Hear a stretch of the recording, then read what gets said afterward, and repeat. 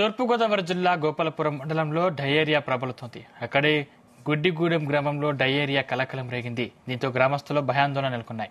స్థానిక ఫ్యాక్టరీలో పనిచేస్తున్న కార్మికులకు ఈ డయేరియా సోకింది. ఈ కార్మికులంతా ఇతర రాష్ట్రాలకు చెందిన వారు. 7 కార్మికులు వాంతులు విరేచనాలు అవడంతో డయేరియా బారిన పడ్డారు. దీంతో విషయం తెలుసుకున్న ప్రభుత్వం ప్రత్యేక వైద్య శిబిరాన్ని ఏర్పాటు చేసి చికిత్స అందిస్తోంది. ఫ్యాక్టరీలో అపరిశుభ్రత వాతావరణం కారణంగా డయేరియా సోకిందని వైద్యులు చెబుతున్నారు.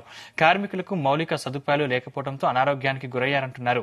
డయేరియా ప్రబలకుండా గ్రామంలోని ప్రతి ఇంటికి వెళ్లి వారికి వైద్య పరీక్షలు జరుపుతున్నారు. పరిసరాల పరిశుభ్రతపై గ్రామస్తులకు వైద్య సిబ్బంది అవగాహన కల్పిస్తున్నారు.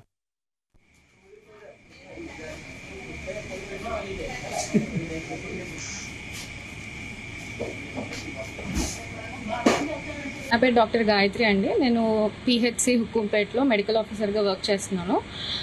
మనకి డయేరియా కేసెస్ ఈ ఫ్యాక్టరీలో గుడ్డిగూడెం అనే గ్రామంలో ప్లైవుడ్ ఫ్యాక్టరీలో వర్క్ చేస్తున్న కార్మికులకి డయేరియా 3 ఎపిసోడ్స్ డయేరియా రావడం వల్ల ఈ క్యాంప్ మెడికల్ క్యాంప్ అనేది పెట్టడం జరిగింది.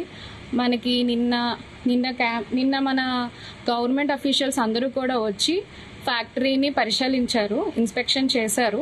వీళ్ళకి ముఖ్యంగా పర్సనల్ హైజీనిక్ లేకపోవడం వల్ల వాళ్ళు ఉంటున్న రూములు కానీ ఇరుకు రూములు, వాళ్ళకి బాత్రూమ్స్ కూడా వీళ్ళు ఉండేది ఒక 20-30 మంది ఉంటే ఒక బాత్రూమ్ యూజ్ చేయడము, లేకపోతే బాత్రూమ్ యూజ్ చేయకుండా బయట డిఫికేషన్ చేయడము, సేఫ్ ఫుడ్ సేఫ్ వాటర్ లేకపోవడం వల్ల వీళ్ళకి మోషన్స్ అవ్వడం జరిగింది. దానికి మనకి ఇప్పుడు దాకా వచ్చిన కేసెస్ 6 కేసులు. నిన్న మెడికల్ క్యాంప్ ప్రారంభించాము.